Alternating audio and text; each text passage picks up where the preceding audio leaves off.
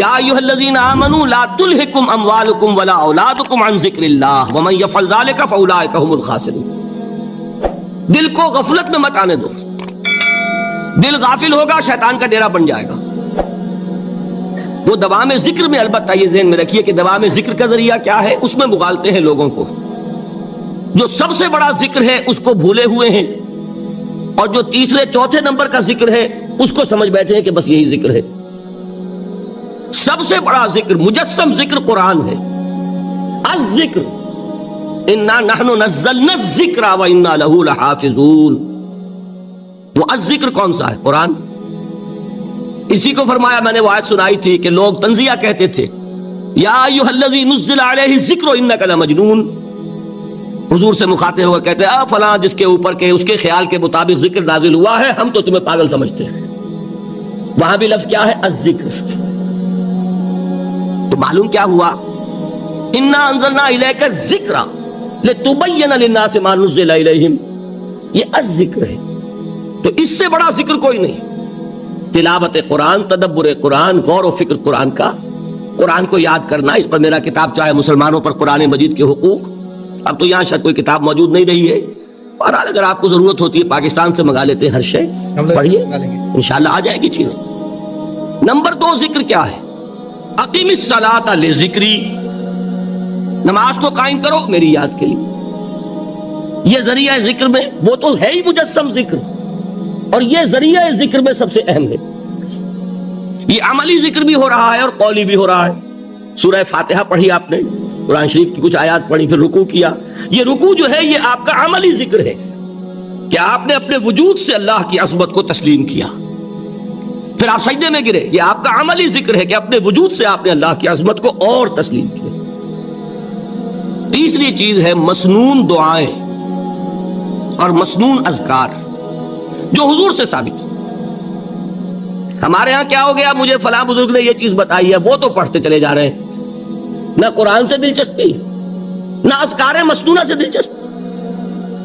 ادعیہ معصورہ. آپ غور کریں گے کہ زندگی کے ہر عمل کے لیے حضور کی دعا موجود ہے.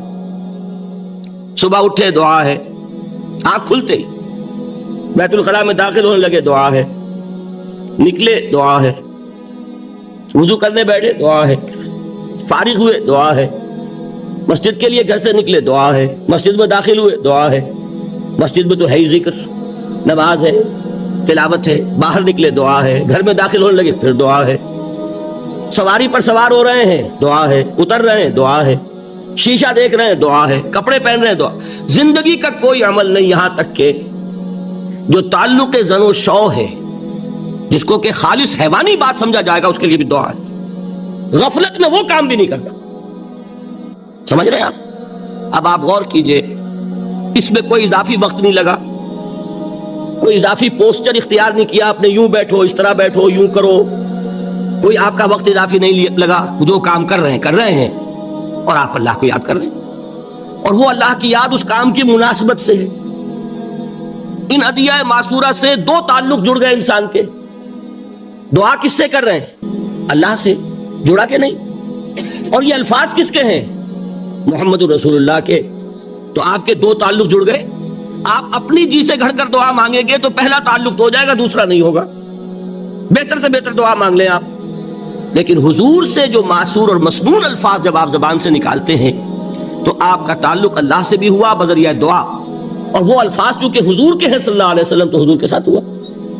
السلام علیکم ناظرین، ڈاکٹر اسرار احمد کے مزید بیان سننے کے لیے ہمارے یوٹیوب چینل کو سبسکرائب کریں، لائک کریں، بیل آئیکن پریس کریں. شکریہ. یہ تیسرا درجہ ہے.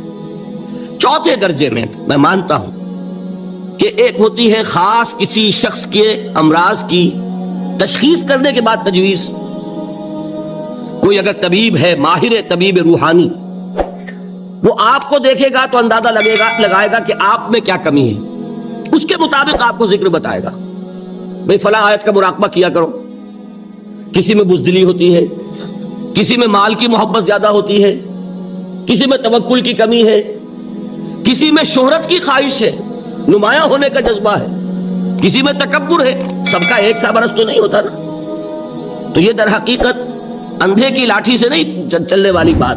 یہ تو ماہر کی کا کام ہے کہ وہ تجویز کرے کہ تمہارے لیے خاص طور پر ذکر یہ ہے. در حقیقت ہمارے جو یہ سلسلے تھے سلوک کے، یہ بڑے ماہر ہوتے تھے، یہ لوگ بڑے ماہر اطباء تھے. یہ جو علم نفسیات ہے اس کے ہمارے صوفیاء سے بڑھ کر کبھی کوئی عالم گزرا ہی نہیں دنیا میں. فرائیڈ کیا ہے اور ایڈلر کیا ہے اور یونگ کیا ہے، بچے ہیں. ہمارے صوفیاء کرام نے جس طرح انسان کی نفسیات کو سمجھا اور وہ ان کی مناسبت سے تجویز کرتے تھے. لیکن اس کو رکھا جائے گا چوتھے نمبر پر. جیسے مولانا احمد علی صاحب فرمایا کرتے تھے، بھائی اس آیت کا مراقبہ کیا کرو. مراقبہ کیا مانی؟ اب ان الفاظ کو بھی ہم نے خام خواہ کچھ خاص ایک شکل دے دی. مراقبہ کیا؟ توجہ کرنا، دھیان کرنا، خاص اس آیت کے اوپر، اس کے معانی پر اپنے ذہن کو جمانا. وہ کیوں ہے؟ تاکہ آپ کے اندر جو کمی ہے اس کی تلافی اس سے ہو. لیکن یہ کہاں آئے گا؟ چوتھے نمبر پر. سمجھ گئے؟ تو نفاق سے بچنے کا ذریعہ، پریونشن کیا ہے نفاق سے؟ دوام ذکر. نہ تمہیں تمہاری اولاد، نہ تمہارے اموال، نہ تمہاری تجارت، نہ کاروبار اللہ کے ذکر سے غافل نہ کر سکے. پنجابی میں کہتے ہیں کہ ہتھ کارول اور دل یارول. کام کر رہے ہیں آپ، لیکن یہ کہ دل اللہ کے ساتھ لگا ہوا ہے، زبان تر ہے اللہ کی یاد سے. جو قرآن یاد ہے، گاڑی میں آپ بیٹھے جا رہے ہیں، 2 گھنٹے آپ کو کار میں لگانے ہیں، قرآن شریف پڑھتے جائیے. اس سے بڑا ذکر ہی کوئی نہیں. یہ ہے پریونشن. اب اگر مرض ہو جائے تو کیا؟ اس کے لیے 2 چیزیں ضروری ہیں. ایک دیکھیے عجیب ہے، یہ نفاق کا علاج انفاق سے. صرف ایک الف لگا نا. انفاق کے معنی اور ہے. یہ بنا ہے کس سے؟ نفقت الدراہم، پیسے ختم ہو گئے، مک گئے. یا نفق الفرس، گھوڑا مر گیا. تو مال کو کھپانا، لگانا اللہ کی راہ میں. اگر دل میں نفاق کی کوئی آلائش آئی ہے تو اس کا ازالہ ہوگا انفاق فی سبیل اللہ سے. مال اللہ کی راہ میں دیجئے، صدقہ کیجئے، خیرات کیجئے، دیجئے، اللہ کے دین میں لگائیے. جتنا لگائیں گے نفاق دھل جائے. اس لیے کہ اصل سبب نفاق کا ہے ہی حب دنیا، دنیا کی محبت. لہذا اس کا ازالہ ہوگا جو سب سے محبوب شے ہے، مال. انہ لحب الخیر لشدید. مال محبوب ترین ہے کہ نہیں؟ لہذا اس کو اللہ کی راہ میں لگائیں گے تو وہ نفاق دھل جائے گا. اور ایک اور چیز ہے جو بہت اہم ہے، بہت ہی شعوری طور پر اس کا اہتمام کیجئے. جس وقت دین کے کسی فرض کی انسان کو سمجھ آ جائے، اس کا شعور پیدا ہو جائے، پھر ڈیلے نہ ہو. ذرا سا ڈیلے جو ہے اس پر عمل کرنے میں، یہ در حقیقت نفاق کو جڑ پکڑنے کا موقع دینا ہے. Immediate action. ایک بات سمجھ میں آ گئی، فوراً عمل کرو. اس میں شیطان کیا کرتا ہے؟ ذرا ٹھہر جاؤ، ابھی دیکھو یہ فرض ہے، یہ ذمہ داریاں ہیں، یہ کرنا ہے، وہ پھر لگا دینا اپنے آپ کو. بہت سے لوگ کہتے ہیں بس یہ ریٹائرمنٹ کے بعد تو سارا میں دین کے لیے وقف کر دوں گا. اول تو خدا کے بندے تمہارے اندر رہ کیا جائے گا ریٹائرمنٹ کے بعد؟ سارا تو کھپ چکو گے، رہ کیا جائے گا؟ دوسرے یہ کہ یہ بھی جان لیجئے کہ کار دنیا کسے تمام نہ کر. ریٹائرمنٹ کے بعد کون فارغ ہو جاتا ہے؟ بیٹوں بیٹیوں سے فارغ ہوئے تو پوتے پوتیاں موجود ہیں، نواسے نواسیاں موجود ہیں. کبھی بھی وہ بوجھ ختم نہیں ہوتا زندگی کا. وہ تو یہ کہ آج بات سمجھ میں آئی ہے تو آج عمل ہونا چاہیے. قرآن مجید میں سورہ انعام میں بڑی شدید وعید آئی ہے. الفاظ ہیں یہ، وَنُقَلِّبُ أَفْئِدَتَهُمْ وَأَبْصَارَهُمْ كَمَا لَمْ يُؤْمِنُوا بِهِ أَوَّلَ مَرَّةٍ. انسان پر ایک حقیقت کا انکشاف ہوا کہ یہ بات حق ہے، فوراً تسلیم کرے.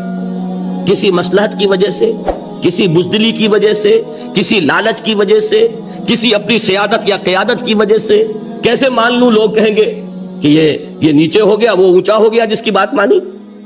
کسی وجہ سے رک گئے تو اللہ تعالیٰ اندر سے وہ جو استعداد ہے حق کو پہچاننے کی وہ سلب کر لیتا. وَنُقَلِّبُ أَفْئِدَتَهُمْ وَأَبْصَارَهُمْ. ہم الٹ دیں گے ان کے دلوں کو بھی اور ان کی آنکھوں کو بھی. کیوں؟ كَمَا لَمْ يُؤْمِنُوا بِهِ أَوَّلَ مَرَّةٍ. اس لیے کہ وہ پہلی مرتبہ جب انکشاف حق ہوا ہے وہ ایمان نہیں لائے. اس کا میں ایک واقعہ آپ کو سنانا چاہتا ہوں کہ کس طرح صحابہ کرام پر بھی وقتی طور پر یہ واقعہ اگر صحابہ کرام کا نہ ہوتا تو یہ حقائق سمجھ میں نہ آتے. غزوہ تبوک کے موقع پر یہ میں جملہ انکمپلیٹ رہ گیا، ضعف ایمان کا حملہ ہو جاتا تھا، نفاق کا نہیں معاذ اللہ. لیکن ضعف ایمانی کی اگلی منزل شروع ہو جاتی ہے نا نفاق. یہاں جھوٹ بولنا شروع کیا، نفاق، جھوٹی قسمیں کھانی شروع کی، سیکنڈ سٹیج. اور جہاں مومنین صادقین سے بغض اور عداوت پیدا ہو گیا، وہ تھرڈ سٹیج. تو وہ ضعف ایمان کا کیسے ہوتا ہے، یہ حضرت کعب ابن مالک نے بڑی تفصیل سے بیان کیا ہے. غزوہ تبوک کے موقع پر جہاں منافقین نے آ کر جھوٹے بہانے بنائے، جھوٹی قسمیں کھائیں اور حضور سے ایگزمپشن لے لی، چھٹی لے لی، رخصت لے لی، وہاں 3 ایسے صحابہ بھی تھے جو مومن صادق تھے، لیکن وقتی طور پر شیطان نے انہیں ورغلایا. کیسے ورغلایا وہ سمجھ لیجئے. کعب ابن مالک نے تفصیل سے بیان کیا ہے، اور میرے نزدیک یہ جہاں تک میرا مطالعہ ہے طویل ترین حدیث ہے، بخاری اور مسلم میں بھی موجود ہے. حضور جب واپس آئے ہیں اور اب آپ نے ایک ایک کو بلایا، جن لوگوں نے تو پہلے جھوٹی قسمیں کھا لی تھی ان کو تو بلانے کی ضرورت نہیں تھی، لیکن کچھ لوگ ایسے بھی تھے کہ جنہوں نے ایگزمپشن بھی نہیں لی تھی اور گئے بھی نہیں تھے. اب ان کو آپ نے ایک ایک کر کے پیشی ہوئی، آپ کیوں نہیں گئے تھے؟ تو اب جو منافقین تھے ان میں سے انہوں نے اس موقع پہ جھوٹی قسمیں کھا لی. خدا کی قسم حضور ہم تو بالکل تیار تھے، پوری میں نے تیاری بھی کر لی تھی، پورا ارادہ تھا، یہ وقتی طور پر یہ مصیبت مجھ پر آ پڑی. جس نے قسم کھائی انہوں نے کہا اچھا ٹھیک ہے جائیے. کعب ابن مالک کی باری آئی تو ان کے الفاظ اپنے یہ کہ جب میں پیش ہوا تو حضور کے چہرے مبارک پر ایک غصے والی مسکراہٹ تھی. زہر خند کہتے ہیں، ایک مسکراہٹ ہے لیکن غصے کے ساتھ، غضبناک. آپ فرمائیے آپ کیوں نہیں گئے؟ حضرت کعب یہ فرماتے ہیں کہ میں نے عرض کیا کہ حضور زبان میرے پاس بھی ہے، جھوٹ میں بھی بول سکتا ہوں، لیکن جھوٹ بول کر میں اس وقت آپ کی ناراضگی سے تو بچ جاؤں گا لیکن اللہ کے پکڑ سے نہیں بچ سکوں گا. میں اعتراف کرتا ہوں کہ جتنا صحت مند میں اس زمانے میں تھا کبھی نہیں تھا، جتنا فارغ البال اس وقت تھا کہ میرے پاس ساز و سامان موجود تھا راستے کے لیے، اتنا میں کبھی نہیں تھا. لیکن ہوا کیا؟ ہوا یہ کہ مجھے میرے نفس نے، شیطان نے پٹی پڑھائی. وہ پٹی کیا پڑھائی کہ حضور تو 30,000 کے لشکر کے ساتھ چلیں گے تو لشکر تو سلولی موو کرے گا نا، تمہارے پاس بڑی تکڑی، بڑی توانا صحت مند اونٹنی ہے، تم ذرا 2 دن بعد چلنا تیزی کے ساتھ اور حضور سے مل جانا، بس یہ تاخیر کاربا. تو انہیں خیال آیا کہ ابھی 2 دن گھر کی ٹھنڈی چھاؤں ہے، میں یہاں پہ جو آرام ہے وہ کر لوں. مجھے جگر کا شعر یاد آیا ہے کہ تپتی راہیں مجھ کو پکاریں، دامن پکڑے چھاؤں گھنیری. ایک طرف فرض کی پکار ہے، اس میں تو ظاہر بات ہے کہ وہ تپتی راہیں ہیں. لا تنفروا فی الحر سنا چکا ہوا آیت. یہاں گھر میں نخلستان میں کھجوروں کی چھاؤں میں اہل و عیال میں یہ ٹھنڈی چھاؤں جو ہے یہ پکڑ رہی ہے. بھائی 2 دن ٹھہر کے چلے جانا، ٹھیک ہے، کوئی نیت میں خرابی نہیں نا. اس کے بعد پھر جب ابھی 2 دن اور ٹھہر جاؤ، یہ تو بڑا لمبا سفر ہے، ذرا تیز اور دوڑ لینا. تو فرماتے ہیں کہ حضور میں اسی طریقے سے تاخیر و تعویق میں پڑا رہا، یہاں تک کہ ایک روز اچانک مجھ پر یہ چیز منکشف ہوئی کہ تو میں چاہے کتنا بھی تیز چل لوں میں آپ سے نہیں مل سکتا، میرے اعصاب ڈھیلے ہو گئے، اس طرح میں محروم رہ گیا. حضور نے بائیکاٹ کا حکم دیا صحابہ کو. 3 صحابہ تھے ایسے، 2 اور تھے جنہوں نے اسی طریقے سے اعتراف کیا. حضور نے حکم دے دیا کوئی ان سے گفتگو نہ کرے، سوشل بائیکاٹ.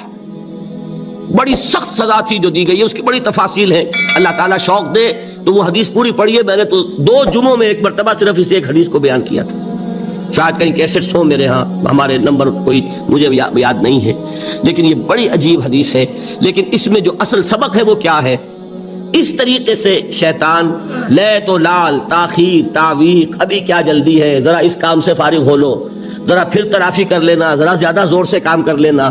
یہ وہ چیز ہے کہ جو وہ تو خیر صحابی تھے، بچ گئے. اگر وہاں جھوٹی قسم بھی کھا دیتے تو گئے تھے. یہ تو اتنا ہی ہے نا، مردی و نامردی قدم فاصلہ دارت. اس میں تو یہی ہے کہ ذرا ایک جھوٹی قسم کھا دیتے، جھوٹے بہانہ بنا دیتے تو اب ضعف ایمان نہ رہتا، وہ نفاق کی سرحد شروع ہو جاتی. وہ اللہ تعالیٰ نے ان کو بچایا. لیکن یہ کہ ہم کیسے بچیں گے اگر ہم نے یہ روش اختیار کی؟ لہذا 3 کام، دوام ذکر نمبر 1، اس کی میں شرح کر چکا ہوں. 4 اذکار یاد کر لیجئے گا ان کو، ورنہ کیا فائدہ. نمبر 2 انفاق فی سبیل اللہ، نفاق کا علاج انفاق سے۔ نمبر 3 یہ عادت اپنے اندر پیدا کیجئے شعوری طور پر کہ جب ایک حقیقت واضح ہو جائے فوراً اعتراف، یہاں بھائی بات ٹھیک کہی آپ نے۔ جب ایک فرض کا احساس ہو جائے فوراً اس کی ادائیگی کے لیے آغاز۔ تاخیر و تعویق ہے کہ جس سے پھر نفاق کو موقع ملتا ہے۔ اللہ تعالیٰ مجھے اور آپ کو حقیقی ایمان عطا فرمائے اور نفاق سے بچائے رکھے۔ اب آئیے حقیقت و اقسام شرک پر۔ دیکھیے ہر شخص یہ جانتا ہے کہ اسلام دین توحید ہے۔ ایک لفظ میں اگر کہیں گے تو اسلام کا سب سے بڑا وصف، سب سے بڑی علامت توحید۔ وہ جو اقبال نے کہا کہ توحید کی امانت سینوں میں ہے ہمارے، آسان نہیں مٹانا نام و نشاں ہمارا، تو توحید ہے۔ توحید کی ضد ہے شرک، ٹھیک؟ اس سے میں ایک نتیجہ نکالتا ہوں، کوئی مسلمان جان بوجھ کر مشرک نہیں ہو سکتا، یہ میرا نتیجہ ہے۔ جان بوجھ کر مشرک نہیں ہو سکتا، وہ شرک میں مبتلا ہوگا تو ناسمجھی میں ہوگا، نادانی میں ہوگا، وہ اسے شرک نہیں سمجھے گا۔ یہ ممکن نہیں ہے کہ کوئی مسلمان ہو، گیا سے گیا مسلمان، گزرا سے گزرا مسلمان، گھٹیا سے گھٹیا مسلمان، لیکن وہ شرک کو شرک سمجھتے ہوئے اس میں آلودہ ہو جائے۔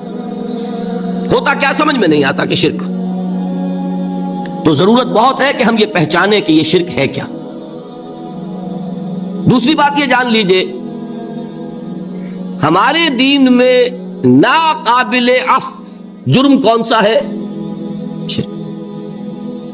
2 مرتبہ بیان فرمایا گیا سورہ نساء میں صرف، ان اللہ لا یغفر ان یشرک بہ ویغفر ما دون ذلک لمن یشاء۔ اللہ تعالیٰ اسے تو ہرگز نہیں بخشے گا کہ اس کے ساتھ شرک کیا جائے، ہاں اس سے کمتر جس کو چاہے گا معاف فرما دے گا۔ نوٹ کر لیجئے، اس کی بھی اندر بھی اوپن لائسنس نہیں ہے کہ بقیہ سارے گناہ لازماً معاف کر دے گا، یہ نہیں ہے۔ اس سے تو آپ میں جرت پیدا ہو جائے گی، باقی سب کیے جاؤ، یہ نہیں۔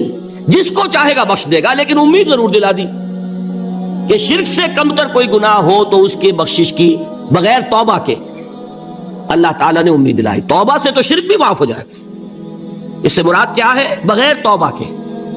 اللہ تعالیٰ نے فرمایا کہ اور گناہوں کے بارے میں تو امید کی جا سکتی ہے، لیکن شرک کے بارے میں ہرگز نہیں۔ اہمیت واضح ہو گئی مزید۔ نمبر 3،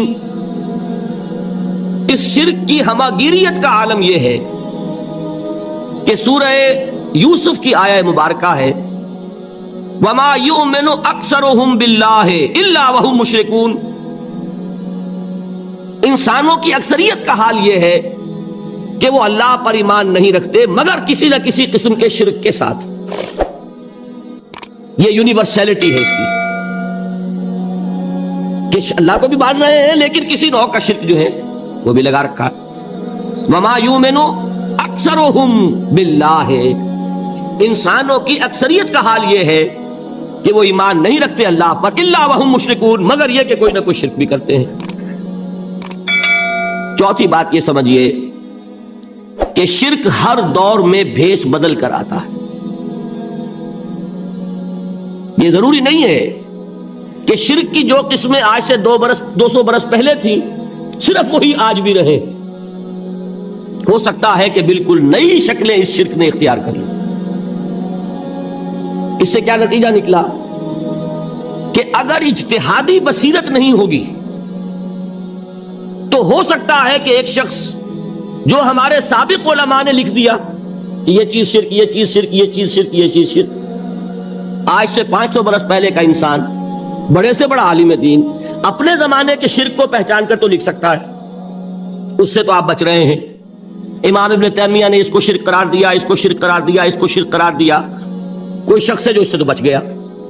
امام صاحب کی دی ہوئی بصیرت سے اس نے ان جو اقسام ہے شرک کی ان کو پہچان لیا، لیکن یہ عین ممکن ہے کہ آج کے شرک کو وہ نہ پہچان رہا ہو، اپنی جگہ وہ سمجھ رہا ہو اپنے آپ کو بہت بڑا موحد، جبکہ اس دور کا جو شرک ہے اس میں ملوث ہو۔ اس کو میں نے کہا ہے کہ اس شرک کے بارے میں بڑی اجتہادی بصیرت کی ضرورت ہے۔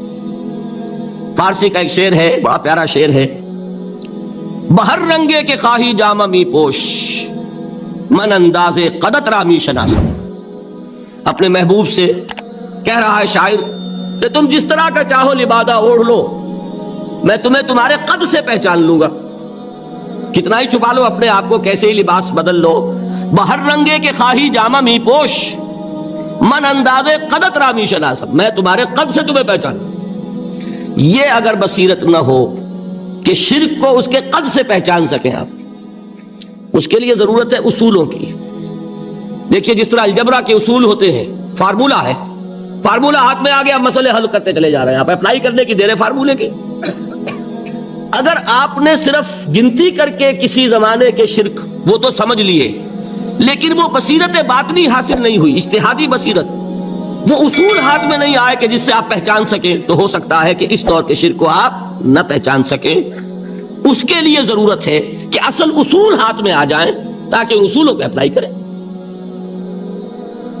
ایک بات مجھ سے اور سن لیجئے، میرا اپنا یہ تاثر ہے، ہمارے دین میں خیر، بھلائی، نیکی، چاہے وہ نظریے کی ہو، علم کی ہو، عقیدے کی ہو، عمل کی ہو، اخلاق کی ہو، وہ سب کیا ہے؟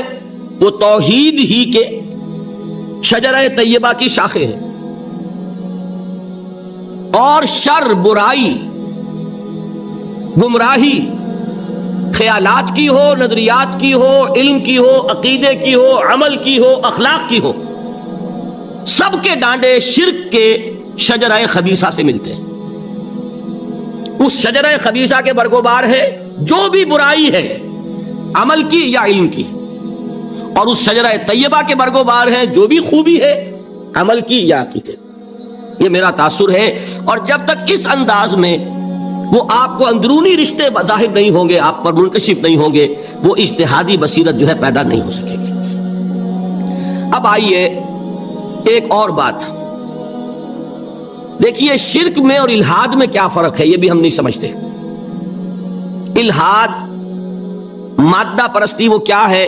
ایتھیزم، کسی بھی خدا کا انکار. ہمارے آج کے دور کی سب سے بڑی گمراہی یہ ہے. شرک کیا ہے؟ خداؤں کو ماننا. یہ کیا ہے؟ تھیزم ہے، لیکن پولی تھیزم ہے.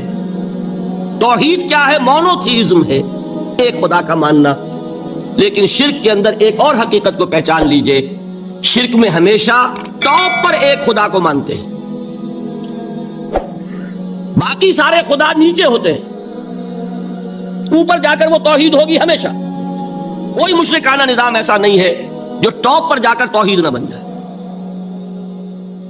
دیکھیے ہندو دیویاں، دیوتا بے شمار، لیکن مہادیو وہ بھی کیا دو ہیں؟ مہادیو وہ تو ایک ہے. انگریزی میں گاڈز، گاڈیسز، لیکن وہ چھوٹے جی سے لکھے جائیں گے. چھوٹے جی سے لکھے جانے والے gods and goddesses. Roman mythology ہو، گریک مائتھولوجی ہو، ان دیویوں دیوتاؤں کے نام ہی آپ نہیں یاد کر سکتے، لیکن گاڈ بڑے جی سے وہ ایک ہے کہ نہیں؟ ٹاپ پر جو ہے وہ ایک ہے. اس کو وہ بھی مانتے ہیں کہ اومنی پوٹنٹ، اومنیشنٹ، اومنی پریزنٹ، علی کل شیء قدیر، بکل شیء علیم، ہر جگہ موجود، وہ تو ایک ہی ہے. وہ تو کیپٹل جی سے لکھا جائے گا. باقی اس کے نیچے فوج ہے دیویوں کی، دیوتاؤں کی، خداؤں کی اور خدانیوں کی، وہ گاڈز اینڈ گاڈیسز ہیں. عرب میں کیا تھا؟ میں نے پہلے آپ کو وہ دو مثالیں دے دی ہیں، تیسری اور ایران کی لے لیجئے. خیر کا خدا اور شر کا خدا اور، ایک یزداں، ایک اہرمن. ٹھیک، سنویت ہو گئی نا، دو خداؤں کو مانا، لیکن وہی ہے جو خدائے خدائے گاں، خداؤں کا خدا، اس کو ایک ہی مانتے. یہی معاملہ عرب میں تھا. اللہ وہ ایک ہی تھا ان کے ہاں. قرآن میں آتا ہے ان سے پوچھئے وَلَئِن سَأَلْتَهُم مَّنْ خَلَقَ السَّمَاوَاتِ وَالْأَرْضَ لَيَقُولُنَّ اللَّهُ. جب ان سے کہا جاتا ہے کہ کس نے پیدا کیا آسمان اور زمین کو، یہ فوراً کہیں گے اللہ نے. فَأَنَّىٰ يُؤْفَكُونَ. تو یہ ماننے کے بعد کدھر جا رہے ہیں؟ وہ کیا کہتے تھے کہ وہ بڑا اللہ تو ایک ہی ہے، لیکن چھوٹے آلہہ ہیں. आलेहा और अल्लाह में वही फर्क है जो कैपिटल जी का गॉड और छोटे जी से गॉड्स एंड गॉडेसेस। वही फर्क है कि जो महादेव और देवियों और देवताओं में है, वही वहां था। अल्लाह वो एक और सुप्रीम, सबसे बालातर, उससे ऊपर कोई नहीं, तखलीक में उसका कोई साझी नहीं। लेकिन उसने कुछ आलेहा हैं जिन्हें कुछ इख्तियारात तकसीम किए हुए, कुछ उसके लाडली हस्तियां हैं जो सिफारिश कर सकती हैं। बस ये शिरक था मुशरिकीन मक्का का। बात समझ रहे? इसका जायजा लेंगे तो आपको, और जो आज शिरक की अक़साम में बयान करूंगा उसको हाथ में लेंगे तो किसी मुवहिद का तलाश करना मुश्किल हो जाएगा। ढूंढ अब उनको चिरागे रुखे ज़ेबा लेकर। आज जिनका नाम मुसलमान है उनकी अक्सरियत किसी न किसी नौ के शिरक में मुब्तला है।